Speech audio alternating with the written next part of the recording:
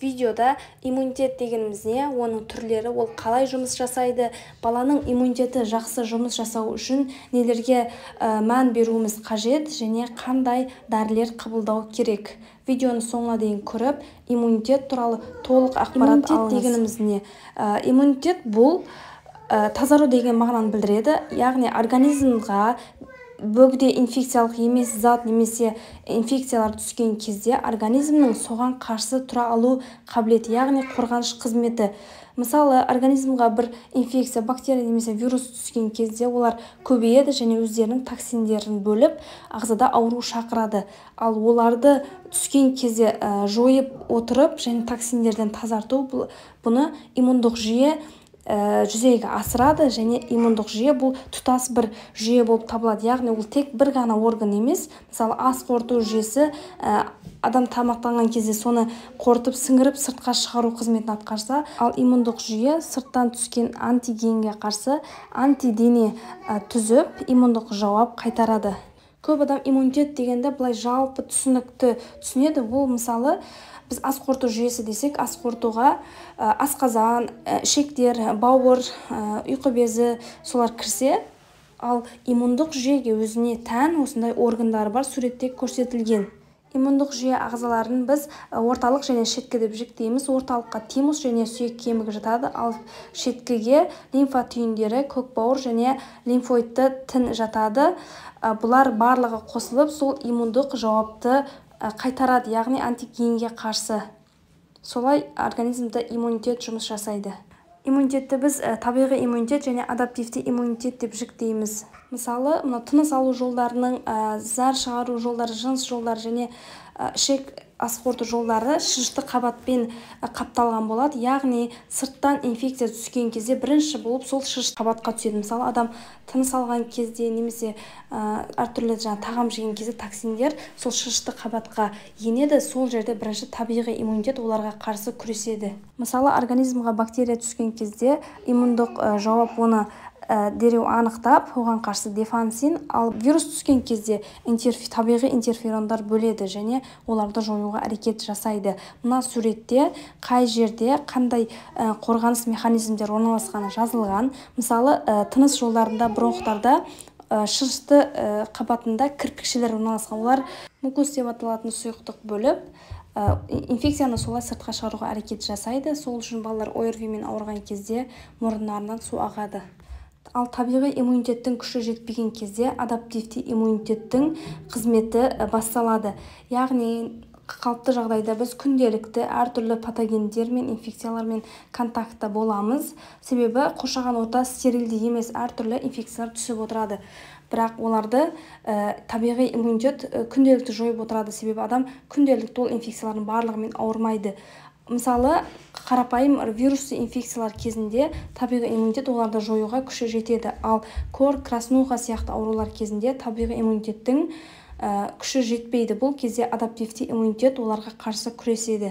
Олар сүйек кемігінде түзіледі және олар Т лимфоциттер және Б лимфоциттер деп жіктейміз. Олар өз ішіне тағы бөлінеді. Бұлар өздерінің арнайы рецепторлары арқылы түскен вирусты немесе инфекцияны танып, оған қарсы арнайы антидене түзеді, яғни иммуноглобулиндер. Мына суретте қалай жұмыс жасайтыны көрсетілген, яғни ол инфекцияны жойғаннан кейін организмде оған қарсы иммуноглобулин G тұрақты түрде қалып қояды, яғни бұл иммундық жадты білдіреді. Егер сіздерге қандай да бір инфекцияға сіз анализ тапсырған кезде иммуноглобулин G положительный шықса, бұл сол инфекциямен бала бұрын ауырған. Қазір данный момент ауырмайды, бірақ оған қарсы иммунитет, яғни иммунды жад бар дегенді білдіреді. Оны емдеудің қажеті жоқ. Яғни ол организмді өмір бойы қалып кетеді. Яғни ол инфекция қайта түскен кезде организм оны дереу танып, оны жоя алады. Қалыптасқан иммунитетті біз жіктейміз активті және пассивті. Активті дегеніміз бұл табиғи және жасанды деп жіктеледі. Табиғи бұл сол бір аурудан кейін оған қарсы иммунитеттің сақталып қалуы. Ал жасанды бір екпеден кейін, вакцинадан кейін сол ауруға қарсы иммунитеттің қалыптасуы. Екпе жасаған кезде, мысалы, корға қарсы екпе жасаса, сол инфекцияның әлсіретілген формасын организмға енгізеді, және ол өте әлсіз болғандықтан организм оны жоя алады, және жойған кезде оған қарсы иммунитет қалыптасады. Және сіз сол кормен ауырған адаммен контактта болған кезде, мына инфекция организмға түскен кезде, организм оны дереу тани алады, және оған қарсы иммунитет бірден түзіледі, және адам ауырмайды. Пассивті иммунитеттің табиғи түріне балаға анасынан сүт арқылы өткен иммунитетті айтамыз. Мысалы, анасы желшешек ауруымен ауырған болса, оған қарсы организмінде иммунитет түзілген болады, және ол иммуноглобулиндер сүт арқылы балаға өтеді. Бірақ бұл иммуноглобулиндер, яғни иммунитет 6 айға дейін ғана сақталады.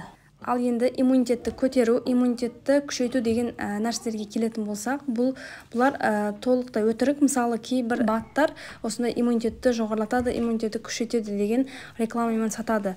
Бұл кезде негізінен бірінші сұрақ қою керек: иммунитеттің қай жерін көтеру керек? Мысалы, сіз иммунитетті жалпы көтере алмайсыз, ол мысалы гемоглобин емес, оны санын көтересіз. Мысалы, анализ жасап анықтайсыз, оны көтеру үшін препарат ішесіз, және көтеріледі деген сөз емес. Сіз бұл кезде мысалы, иммундық жүйенің қай органында патология болып жатыр, оны анықтайсыз. Оны иммунолог, врач анықтайды.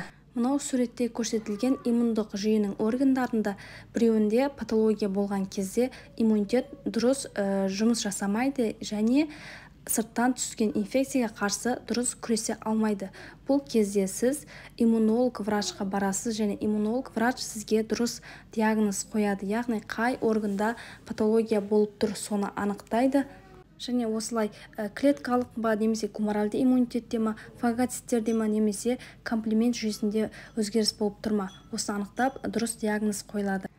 Бала жылына 8-12 рет жедел респираторлы вирусты инфекциялармен ауыру қалыпты, яғни мұрнынан су ағу, құрғақ жөтелі, көзден жас ауру, температура жоғарылау деген белгілер жиі болады 8-12 ретке дейін. Себебі жоғарыда айтылғандай, балада ешқандай иммундық память жад болмайды туылған кезде, және бала әр вирусты инфекциямен немесе басқа да инфекциямен ауырып жатқан адаммен контакт болған кезде балаға жұғады, және бала организмі оған қарсы иммунитет күресіп, оны жеңіп, және ағзада иммундық жад пайда болады. Солай әр контакт болған кезде бала жиі ауырып отырады. Әсіресе бала бақшаға барғаннан бастап ауру жиілейді. Бұл баланың иммундық жүйесі активті жұмыс жасап жатқанын білдіреді. Бұл иммундық дефицитті білдірмейді.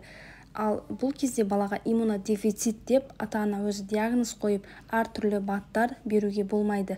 Қалыпты иммунитет кезінде бала ОРВИмен тек 1 апта ғана ауырады, ал жөтел ғана 2 аптаға дейін сақталуы мүмкін. Ал қашан біз иммунды тапшылыққа күдіктенеміз? Егер бала жылына 4 реттен көп, 4-5 рет ОРВИдан кейін асқыну ретінде пневмония, менингит және гнойный отитпен ауыратын болса, онда біз балада иммунды тапшылық бар ма деп күдіктенеміз. Бұл кезде иммунолог врачтың консультациясы қажет. Бала иммунитеті жақсы жұмыс жасау үшін бала туылғаннан бастап иммунитеттің дұрыс қалыптасуына қолайлы жағдай жасауымыз қажет. Бала негізінен дүниеге келуден алдын ол стерильді болады, яғни ешқандай инфекциямен жанаспаған болады, және бала босану жолдарынан өткен кезде ол жердегі шырышты қабаттың микрофлорасы баланың терісіне орналасып бастайды. Жүктіліктің 3-ші триместрінде анасынан баласына иммуноглобулин G антиденелер, яғни иммундық жад анасынан баласына өтеді. Кейбір инфекцияларға қарсы, яғни анасы қай инфекциямен ауырған болса, соған қарсы иммунитет балаға беріледі. Бұл туралы ақпарат жоғарыда айтылды. Бала туылғаннан бастап организмінде қалыпты микрофлораның қалыптасуына жағдай жасауымыз қажет. Микрофлора дегеніміз не? Бұл организмде тұрақты түрде болатын, өмір сүретін патогенді емес микроорганизмдер, яғни олар адам ағзасында ауру тудырмайды, керісінше адам ағзасы үшін пайдалы.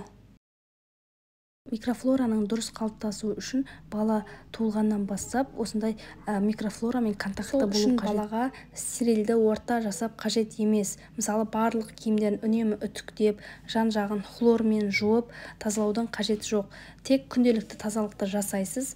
Өте ласта болмауы керек, өте стерильді де болмауы қажет.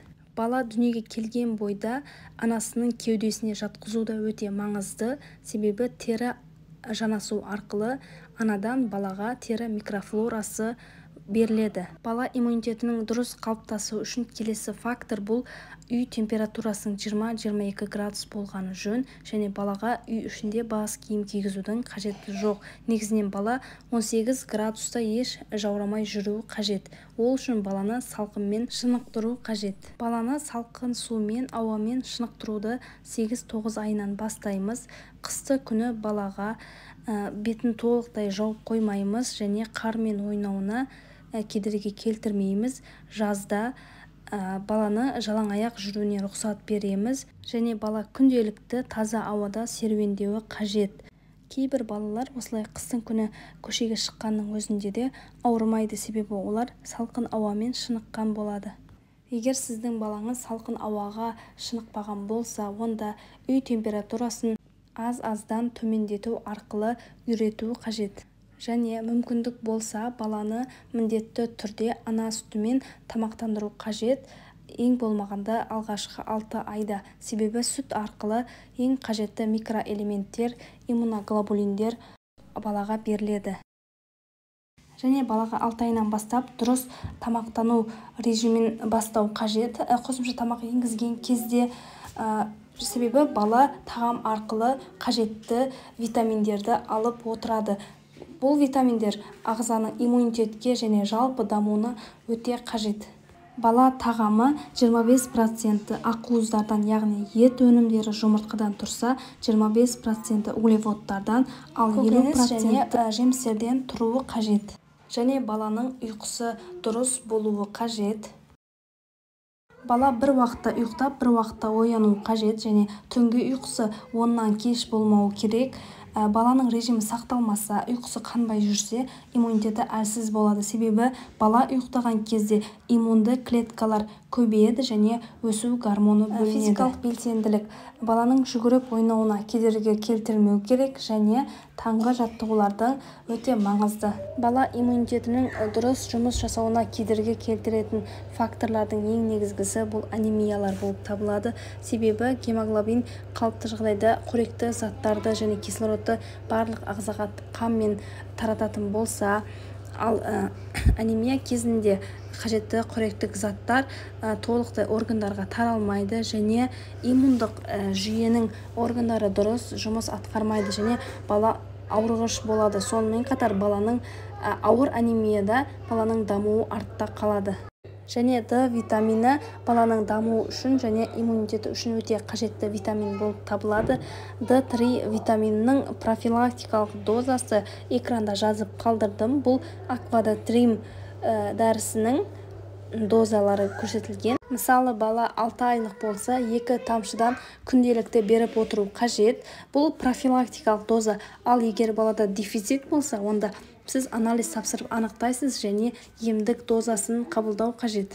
Сонымен қатар балада қандай да бір дефицит болса, оны анализ тапсыру арқылы анықтап және емделу қажет. Мысалы, сіз баланың иммунитетін көтерем деп кез келген БАДты, витаминді алып қабылдауға болмайды.